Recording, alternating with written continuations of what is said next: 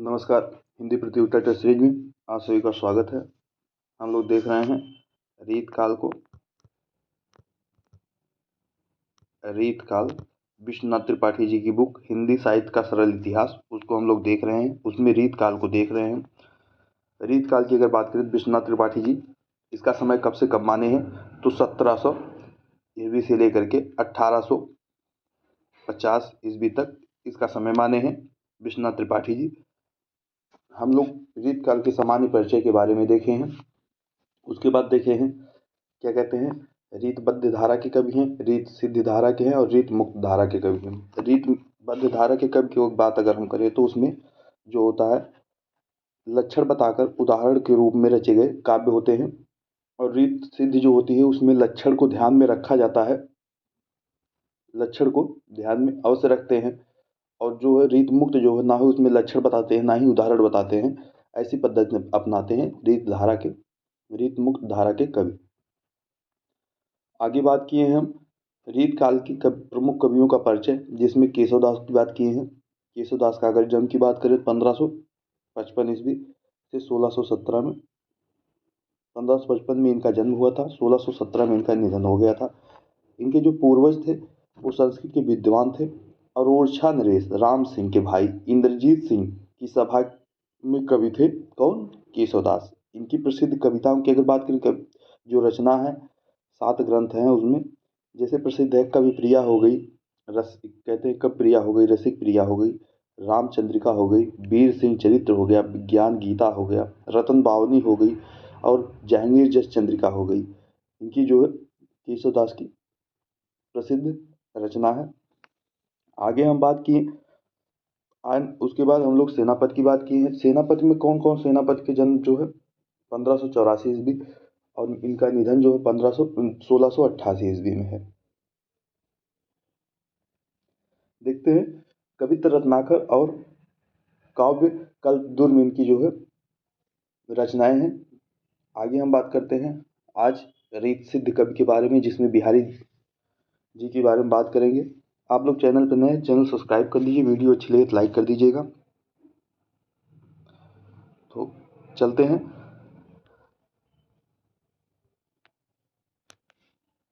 देखते हैं रीत सिद्ध कवि के बारे में, जिसमें बिहारी को देखेंगे हम। 1606 में इनका जन्म है और 1663 में निधन बताया जा रहा है विश्वनाथ त्रिपाठी जी की बुक हिंदी साहित्य के सरल इतिहास में।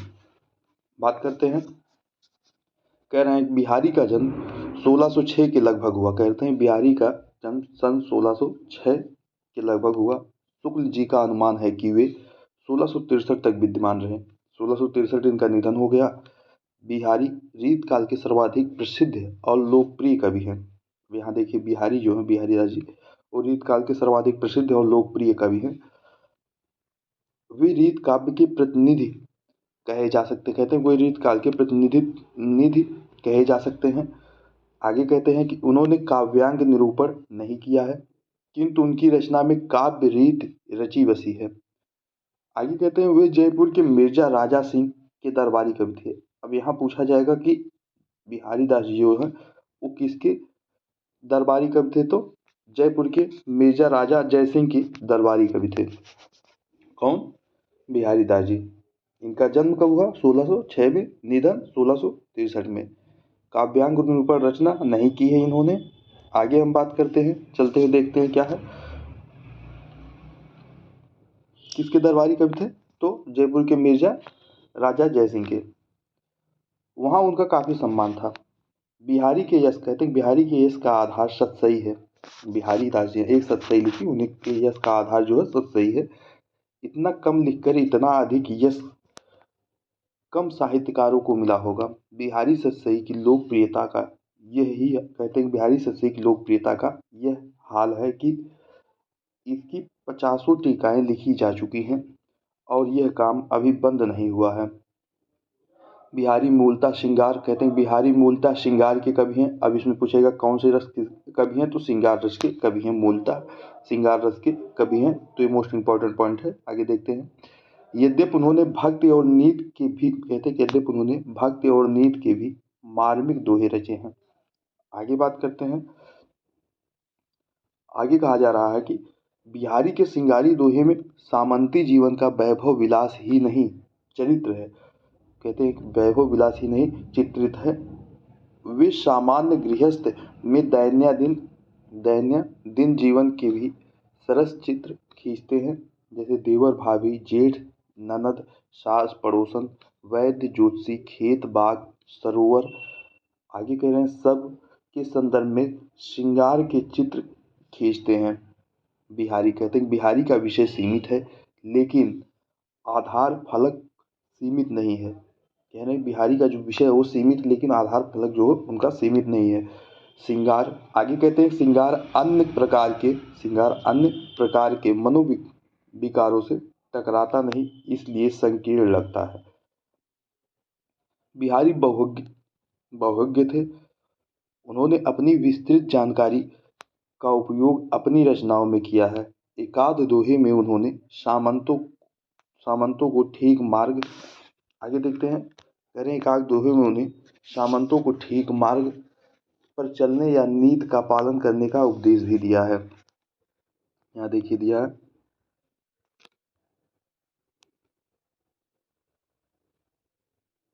यहाँ कहा जा रहा है कि पर चलने और नीति का पालन का उपदेश भी दिया है।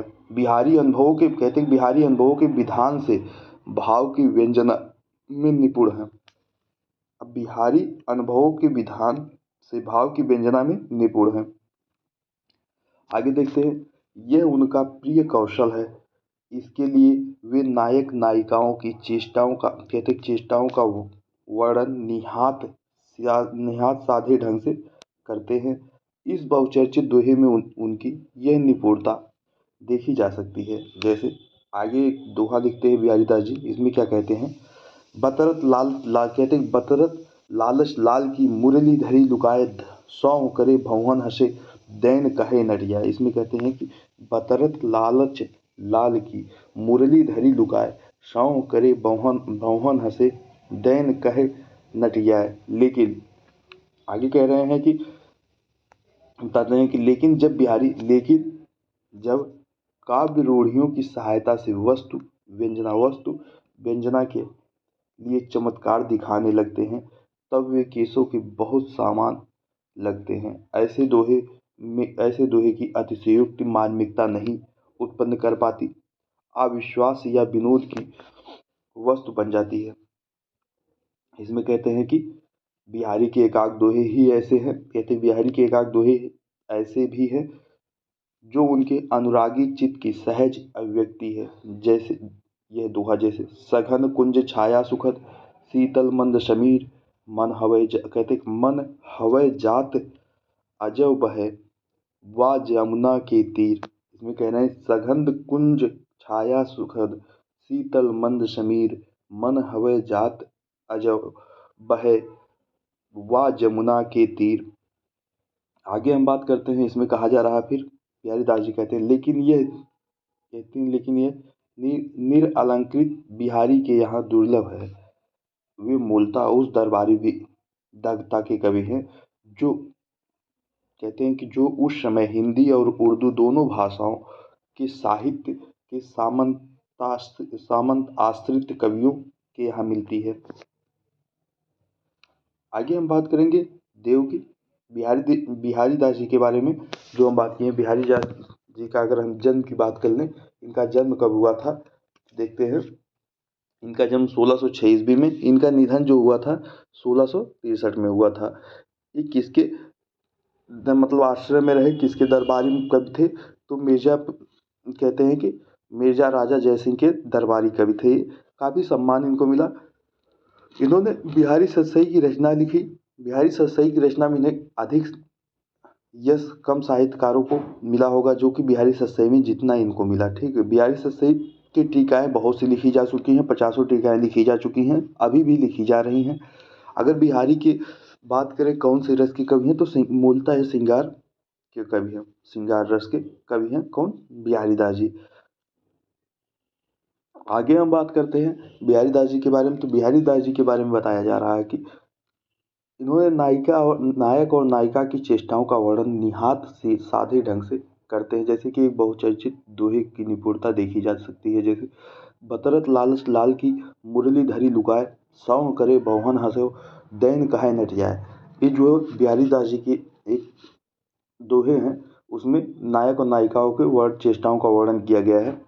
आगे कहते हैं कि एक बिहारी के काव्य दोहे ही ऐसे हैं जो अनुरागी चित्त की सहज अभिव्यक्ति है।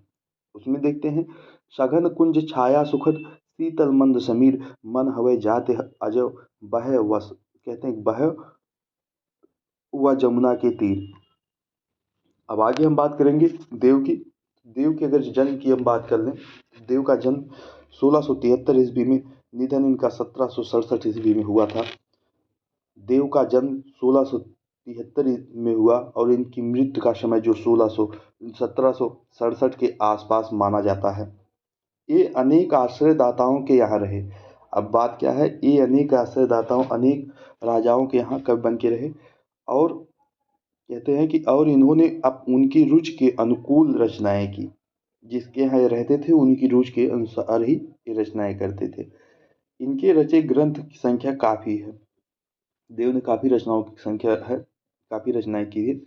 उनमें से कुछ इस प्रकार हैं, देखते हैं देव की रचनाओं के। तो इसमें बताया जा रहा है कि भाव विलास, भावानी विलास, रस विलास, सुख सागर तरंग, अष्टयाम और प्रेम चंद्रिका और काव्य रासायन, जो कि देव की रचनाएं हैं। देव रीत काल के श्रेष्ठ कवियों में से हैं। कहते हैं देव जो है रीत काल के श्रेष्ठ कवियों में से हैं। इनकी तुलना बिहारी से की गई, कहते हैं इनकी तुलना जो है बिहारी से की गई है। बिहारी बड़े की देव, कहते हैं बिहारी बड़े की देव, इसे लेकर हिंदी आलोचना में काफ़ी लिखा गया है। देव ने, कहते हैं कि देव ने भी लक्षण ग्रंथ लिखे हैं, अतः इन्हें भी रीतकाल के आचार्य कवियों की कोट में रखा जा सकता है। आगे कहते हैं किंतु मूलतः देव आचार्य नहीं कवि थे। देव के, कहते हैं कि देव में मौलिक रचनाकार की प्रतिभा और सहृदयता प्रचुर मात्रा में थी। लोकप्रियता की दृष्टि से वे बिहारी से बहुत पीछे नहीं हैं। आगे कहते हैं कि की काव्य भूमि देव की काव्य भूमि बिहारी से कहीं अधिक व्यापक है। इसमें बताते हैं कि देव की जो काव्य भूमि है वो बिहारी से कहीं अधिक व्यापक है। उसको देख लेते हैं हम।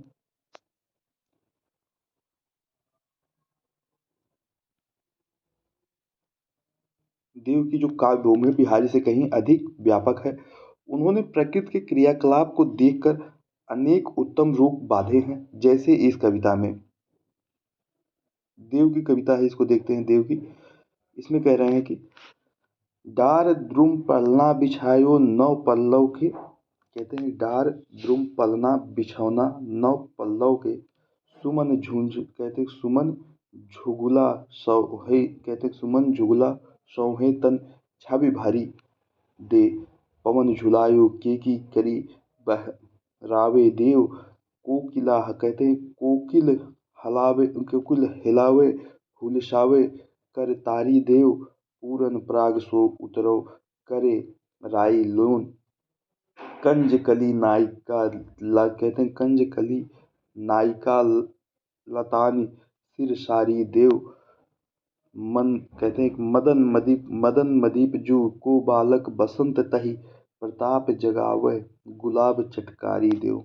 इसमें कहते हैं कि डार द्रुम पलना बिछौना नौ पल्लव के, सुमन झिगुला शवतन छवि भरी दे, पालन, कहते हैं पवन झुलावे की करी बहरावे देव, कोकिल हिलावे हुलसावे करी तारी देव, पूरन पराग सो, कहते पूरन पराग सो उतरव करे रोई लोन, कंज कली नायिका लतन सिर सारी देव, कहते मदन महीप जू को बालक बसंत तही, प्रताप जगावे गुलाब चटकारी देव। ये जो कविता है देव जी ने लिखा है। देखते हैं आगे। आगे क्या कहा जा रहा है, देव रीत काल के ऐसे दुर्लभ कवि हैं जो रूढ़ियों की सहायता के बिना केवल स्थितियों की योजना से मार्मिकता पैदा करते हैं।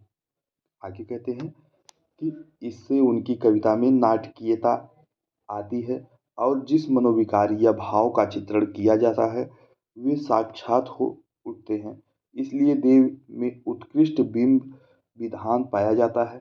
जैसे इन पंक्तियों में कहा जा रहा है कि बड़े बड़े नयन सो आंसू भरी भरी धारी गोरे गोरे मुख आज ओरे सो, कहते हैं कि ओरो सो बिलानो जात। बड़े बड़े नयन सो आंसू भरी भरी धारी गोरो गोरो मुख आज ओरो सो बिलानो जात। देव काव्य, कहते हैं देव काव्य कला के कुशल कवि थे। इसमें कह रहे हैं कि देव काव्य कला के कुशल कवि हैं।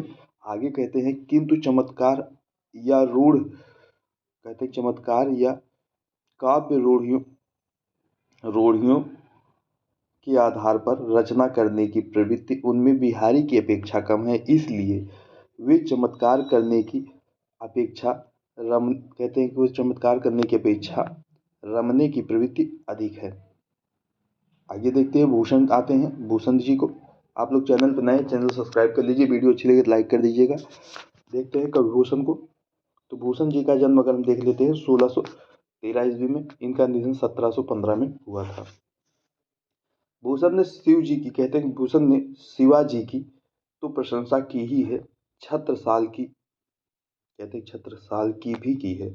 ये रीतकाल के दो प्रसिद्ध कवियों चिंतामणि और मतिराम के सगे भाई थे। कौन?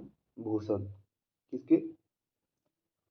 अगर इनके भाइयों को पूछा था, चिंतामणि और मतिराम के सगे भाई थे। आगे देखते हैं चित्रकूट के सोलंकी राजा रुद्र, कहते हैं चित्रकूट के सोलंकी राजा रुद्र ने इन्हें कवि भूषण कहा है। कवि भूषण की उपाधि किसने दी है? तो सोलंकी राजा रुद्र ने इनको दी है। आगे देखते हैं फिर ये इसी नाम से प्रसिद्ध हुए। वास्तविक नाम कुछ और ही रहा होगा। वे वीर रस के, कहते हैं कि वे वीर रस के कवि हैं। देखिए ये वीर रस के कवि है। बिहारी किसके हैं? बिहारी श्रृंगार रस के कवि हैं और भूषण वीर रस के कवि हैं। आगे हम देखते हैं आगे क्या कहा जा रहा है। आगे कहा जा रहा है इन्होंने रीत काल की परंपरा में एक अलंकार ग्रंथ शिवराज भूषण भी लिखा है। अब अलंकार ग्रंथ की अगर बात किया जाए तो भूषण की, तो शिवराज भूषण है। आगे हम देखते हैं, आगे कहते हैं इनके जो अन्य ग्रंथ मिलते हैं वे शिवा बावनी और छत्रसाल दशक है। आगे कह रहे हैं कि रीतकालीन कविता का प्रधान स्वर श्रृंगार का है। भूषण का, कहते हैं कि भूषण का स्वर वीरता का है, इसलिए ये रीतकाल की विशिष्ट कवि हैं। लेकिन भूषण के महत्व पर विचार करते समय कुछ और बातों की ओर भी ध्यान जाता है। जैसे कहते हैं कि रीतकाल के कुछ अन्य, वे कहते हैं कि लेकिन भूषण के महत्व पर विचार करते हुए कुछ और बातों की ओर ध्यान जाता है। रीतकाल के कुछ अन्य कवियों ने भी वीरता की कविताएं लिखी हैं। आगे देखते हैं, आगे दिया गया है, इसमें कहा गया है, देखिए इसमें कहा जा रहा है कवियों ने भी वीरता की कविताएं लिखी है किंतु उनको भूषण की प्रसिद्धि नहीं मिली है। इनका प्रमुख कारण यह है कि काव्य उत्कर्ष की दृष्टि से वे इस क्षेत्र में भूषण जैसे कवि नहीं हैं। भूषण ने अपनी काव्य पंक्तियों में अनेक ऐतिहासिक तथ्यों का उल्लेख किया है, जो अफजल खां का शिवाजी द्वारा मारा जाना और कहते हैं कि दारा की औरंगजेब द्वारा हत्या, सूरत पर शिवाजी का अधिकार, खजुआ का युद्ध, शिवाजी का औरंगजेब के दरबार में जाना आदि। आगे कहते हैं भूषण ओज के कवि हैं। भूषण ओज के कवि हैं। उनकी वीरता की टंकार के साथ साथ झंकार भी सुनाई पड़ती है। वे कभी कभी व्यंग भी करते हैं। दारा कह रहे हैं कि दारा कीना दौर यह रार नहीं खजुबे की, कहते दारा कीना दौर यह रार नहीं खजुबे की। उनके यहाँ जो थोड़ी बहुत भाषागत अव्यवस्था मिलती है उनका कारण उत्साह का अतिरेक, कहते हैं उत्साह का अतिरेक हो सकता है। काव्य, कहते हैं भूषण काव्य रीति में वीरता को ढकेलने वाले कवि हैं। आगे कहते हैं उनके काव्य में श्लेष आदि का पूरा उपयोग मिलता है। भूषण ने अपनी कविताओं में मुस्लिम शासक औरंगजेब द्वारा हिंदुओं के धर्म परिवर्तन पर क्षोभ प्रकट किया है। आगे देखते हैं, कह रहे हैं कि शिवाजी की प्रशंसा करते हुए उन्होंने लिखा है, शिवा जो ना होत, कहते हैं शिवा जो ना होत तो सुनत होत सबकी। कहते हैं कि शिवा जो ना होत तो सुनत होत सबकी। उनकी भाषा में अरबी फारसी के शब्द खुलकर प्रयुक्त हुए हैं। उनका एक प्रसिद्ध कवित्व इस प्रकार है, किसका, भूषण जी का कवित्व है, उसको देखते हैं। भूषण जी के कवित्व में क्या दिया गया है, कहते हैं कि इंद्र जिम जंभ पर पांडव शुभम, कहते पांडव शुभम पर कहते हैं कि रावण शुभम पर रघुकुल राज है। पौन, कहते हैं कि पौन बारहवाह पर शुंभ रीतिनाह पर ज्यों, कहते हैं कि ज्यों सरबहु पर राम द्विराज है। दावा द्रुम दंड पर चित मृग झुंड पर भूषण तु दंड, कहते भूषण तुदंड पर जैसे मृग राज है। तेज तम अस पर कान, कहते कान जिम कंस पर त्यों म्लेच्छ, तो कहते त्यों म्लेच्छ वंश पर शेर शिवराज है। इसमें कहते हैं कि इंद्र जिम जंब पर बांडव सुवंब पर रावण शुंभ, कहते रावण सुदंब पर रघुकुल राज है। पौन बारी, कहते हैं कि पौन बारीवाह पर शुंभ रतिनाह पर त्यों सुर बाहु पर राम द्विराज है। दाव दंब पर चीता मृग झुंड पर भूषण द्विटुंड पर मृग जैसे मृग राज है।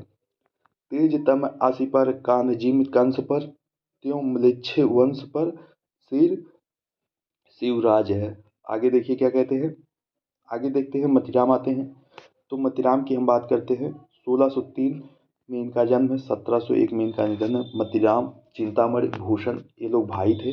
देखते हैं, मतीराम रीतकाल के प्रसिद्ध आचार्य कवि हैं, जो है ये आचार्य कवि है। अनुमानता इन्होंने भी अपने भाई भूषण के समान दीर्घ आयु प्राप्त हुई थी। कहते हैं कि आगे देखिए, इनके ग्रंथों का नाम है छंदसार, आगे रसराज, साहित्य सार, लक्ष्मण श्रृंगार और ललित ललाम रसराज और ललित ललाम इनके यश के आधार हैं।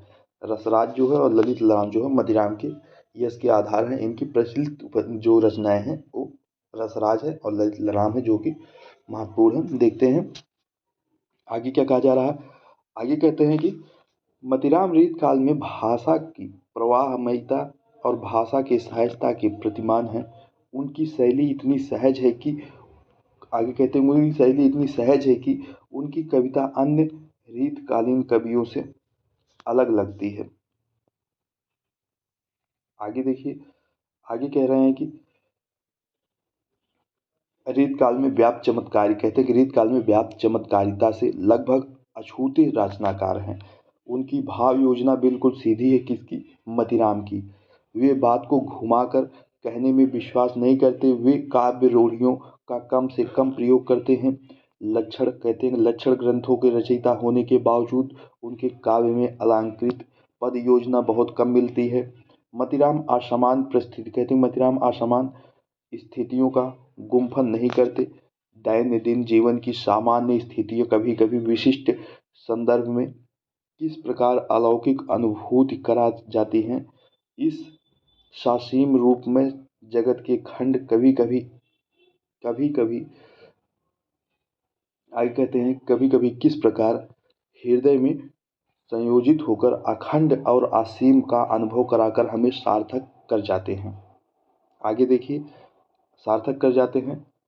मतीराम कहते हैं कि इसका पता मतीराम, कहते हैं कि इसका पता मतीराम के अनेक पदों में लगता है। श्रृंगार के क्षेत्र में भक्त कवियों जैसी सहजता मतीराम की रचनाओं में मिलती है। अब देखिए, श्रृंगार के क्षेत्र में भक्त कवियों जैसी सहजता मतीराम की रचनाओं में मिलती है। रीतकाल में इस दृष्टि, कहते हैं कि रीतकाल में इस दृष्टि से उनके सहचर्य केवल पद्माकर हैं। देखते हैं, उनकी काव्यगत सहजता का उदाहरण है, जैसे काव्यगत सहजता का उदाहरण देखते हैं तो इसमें क्या कहा जा रहा है। कहते हैं कि क्यों ना अखियाँ, कहते क्यों ना अखियाँ सो निहंसक हवे मोहन को तन पानित पजियो, नेक निहारे कलंक लगे, यही गांव बसे कहु कैसे के जीजो, होत रहो मनियो मतिराम कब, कहते हैं मतिराम कहू बन जाए बड़े तब कीजो, हवै बनमाल किए, कहते हैं हवै बनमाल हिये लगिए अरु, हवै मुरली धरा रस पीजियो। कहते हैं कि क्यों अखिया सो निहसंक हवै मोहन को तन पानी पजियो, पीजियो नीक निहारी कलंक लग्यो, यही गांव बसे कहु कैसे के जीजियो, होत रहे मन यो मति राम कहो बन, कहते हैं कि कहो बन जाए बड़ो तब कीजियो, हवै बनमाल हिये लगे अरु, हवै मुरली धरा कहते धरा रस पीजियो। आगे आते हैं पद्माकर जी की बात करते हैं। तो पद्माकर की अगर हम बात करते हैं तो इसमें कहा गया है कि रीत काल में इस दृष्टि से उनके सहचर किसके, मतिराम के सहचर पद्माकर हैं। तो पद्माकर जी की अगर हम बात करते हैं तो इनका जन्म 1753 ईस्वी में और इनका निधन जो है 1833 ईस्वी में इनका निधन हुआ था। देखते हैं पद्माकर का जन्म बादा में हुआ था। जन्म स्थान की अगर बात की जाए तो इनका बादा है। ये रीत काल के अत्यंत प्रसिद्ध और लोकप्रिय कवि हैं। कौन? पद्माकर। इनके अनेक गुण ग्राहकों द्वारा सम्मानित किए गए हैं।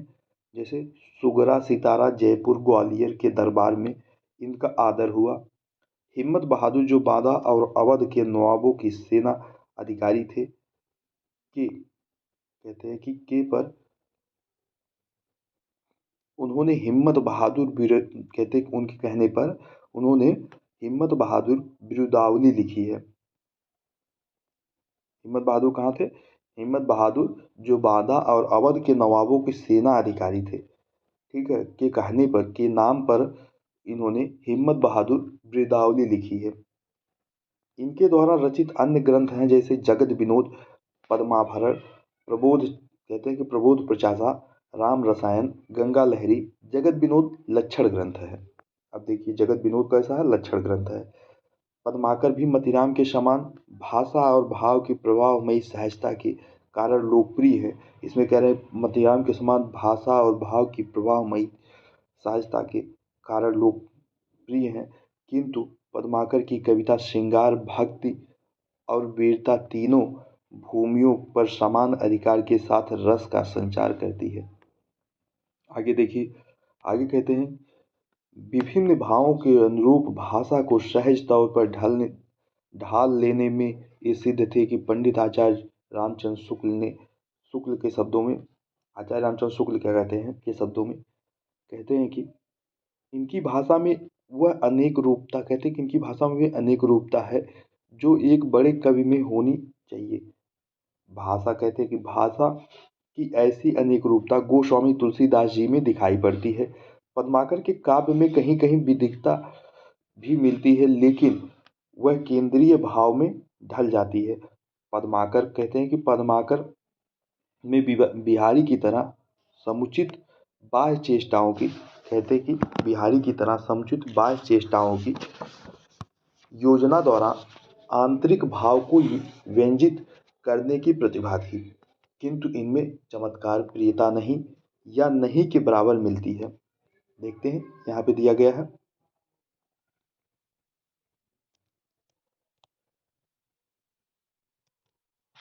योजना द्वारा आंतरिक भाव की व्यंजित करने की प्रतिभा थी, किंतु इनमें चमत्कार प्रियता नहीं या नहीं के बराबर मिलती है।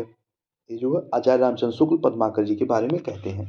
देखते हैं इनकी वीरता, कहते हैं कि इनकी वीरता की कविता भूषण की तरह ही वीरोचित ओज तो है, किंतु भाषा व्यवस्थित बनी रही। पद्माकर की गंग लहरी, कहते हैं पद्माकर की गंगा लहरी में एक शांतकामी चित्त की कतरता और गंगा के महात्म पर अटूट श्रद्धा दिखलाई पड़ती है। पद्माकर के काव्य में बुंदेलखंड की प्रकृति का सजीव चित्रण हुआ है। आगे कहते हैं इनकी काव्य भाषा के अनुप्रासों की छटा देखते बनती है। इसमें पद्माकर की जो काव्य भाषा, उनके अनुप्रासों की छटा देखने को बनती है, अच्छी लगती है। आगे देखिए, बिहारी और पद्माकर को रीत काल के दो छोर कहा जा सकता है। अगर हम बिहारी और रत्नाकर की बात करें तो इन लोगों को रीत काल के दो छोर कहा जा सकता है। बिहारी रीत काल के प्रारंभिक श्रेष्ठ कवि हैं तो पद्माकर अंतिम। ये कालावधि लगभग 200 वर्ष की है। पद्माकर के काव्य की विशेषता कहते हैं, पद्माकर के काव्य की विशेषता भाव की व्यंजित करने कहते हैं, भाव को व्यंजित करने में सामर्थ्य, जीव चित्र खींच देने में है। नीचे दिए गए सवैये, एक सवैया पद्माकर की है, से इस कथन की पुष्टि हो जाएगी। देखते हैं इनके सवैये को। आप लोग नए चैनल सब्सक्राइब कीजिए, वीडियो अच्छी लगे तो लाइक कर दीजिए। देखिए इसमें क्या कहा जा रहा है। फागु की भीड़ अभिरन कहते, फागु की भीड़ अभिरन में गई, गोविंदो लय गई भीतर गोरी, भाई करी मन की पद्माकर, ऊपर नई अबीर की छोरी। कहते छीन पीताम्बर कमर ते सुविधा दई, मीड़ कपोलन रोरी, नैन नचाए कहते नैन रचाए कहीं मुस्काए, लाल फिरी आयो खेलन होरी। कहते हैं फाग की भीड़ अभीरन में गही, गोविंद लव गई भीतर गोरी, भाई करी कहते हैं कि भाई करी मन की पद्माकर, ऊपर नई अबीर की छोरी। छीन पीताम्बर कमर ते सुविदा दई, मीड़ कपोलन रोरी, नैन नचायो कहीं मुस्कायो, लाल फिरी आयो खेलन होरी। आगे कहते हैं कि गंग कवि आते हैं, देखते हैं। तो गंग कवि के हम देख लेते हैं और ऋषि सिद्ध के ये लास्ट कवि हैं गंग कवि के। गंग कवि अकबर के दरबारी कवि थे। इसमें कह रहे हैं गंग कवि जो है अकबर के दरबारी, ये अकबर के दरबार में रहे थे, इनके आश्रयदाता थे अकबर, गंग कवि के। अतएव इनका समय 16वीं सदी रहा होगा। ये रहीम के मित्र थे। ये परम स्वाभिमानी रहे होंगे। गंग का व्यक्तित्व भारतीय साहित्य में अनुपम है। कहते हैं कि इन्हें किसी सामंत ने हाथी से कुचलवा कर मार डाला। अब इनकी मृत्यु कैसे हुई? किसी सामंत ने हाथी से कुचलवा कर इनको मार दिया था, किनको? गंग कवि को।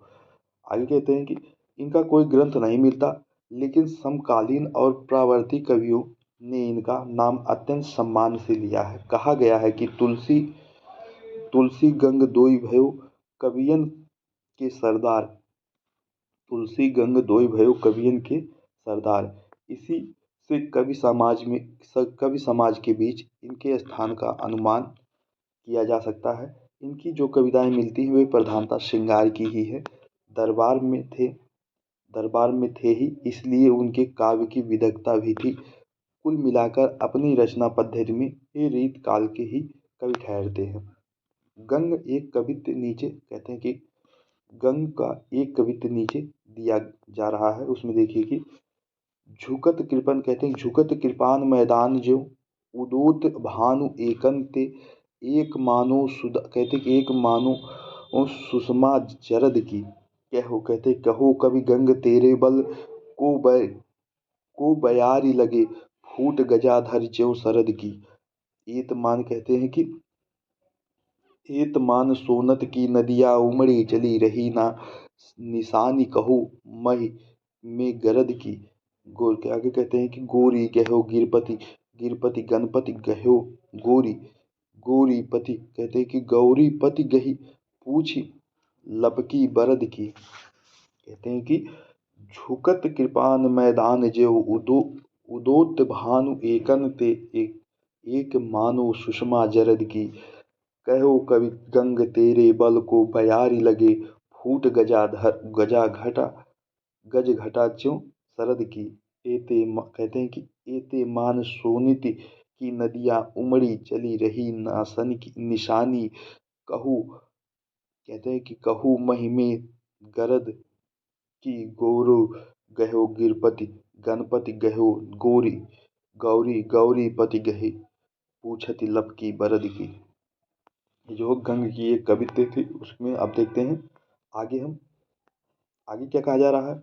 आगे कहते हैं विश्वनाथ त्रिपाठी जी गंग के बारे में क्या कह रहे हैं। देखिए गंग के बारे में कहते हैं कि अब तक हमने काव्य रीत पर ध्यान रखकर लिखने वाले उन कवियों पर विचार किया है जिनमें अधिकांशतः काव्यांग निरूपण की रचना का निमित्त बनाया है।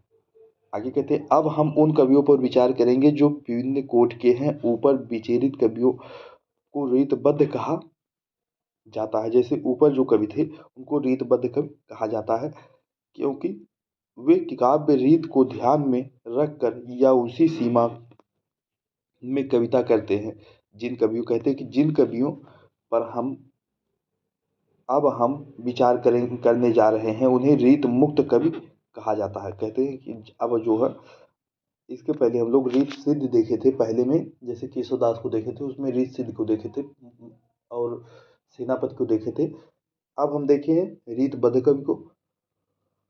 आगे हम देखेंगे रीत मुक्तक कवि को। देखते हैं रीत मुक्त कवि कहा जाता है। आगे कहते हैं क्योंकि उन्होंने एक तो काव्य निरूपण को कविता का निमित्त नहीं बताया और दूसरा इनके यहाँ वर्ण विषय को लेकर एक प्रकार की विहल और तन्मयता पाई जाती है।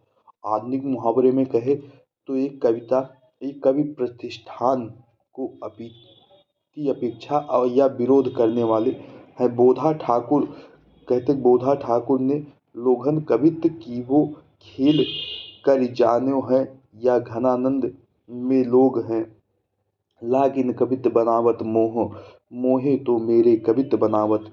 लिख कर कहते हैं कि बोधा ठाकुर ने कहते हैं कि लोगन कवित्व की वो खेल कर जान्यो है या घनानंद में लोग लग कवित्व बनावत है, मोहे तो मेरे कवित्व बनावत। लिख कर यह प्रकट किया है कि रीतवाद का विरोध रीत काल में होना ही था। घनानंद, आलम, बोधा ठाकुर आदि इसी प्रवृत्ति के प्रतिनिधित्व करते हैं। आगे देखेंगे, आगे हम लोग कल देखेंगे प्रमुख रीत मुक्त कवि, जिसमें घनानंद को देखेंगे, बोधा, आलम, ठाकुर को देखेंगे। तो धन्यवाद, आज के लिए इतना ही। बाकी कल देखते हैं रीत मुक्तक को, उसके बाद रीत काल को हम लोग खत्म कर देंगे। आप लोग चैनल नए, चैनल सब्सक्राइब कर लीजिए। वीडियो अच्छी लगी तो लाइक कर दीजिएगा। आज के लिए बस इतना ही।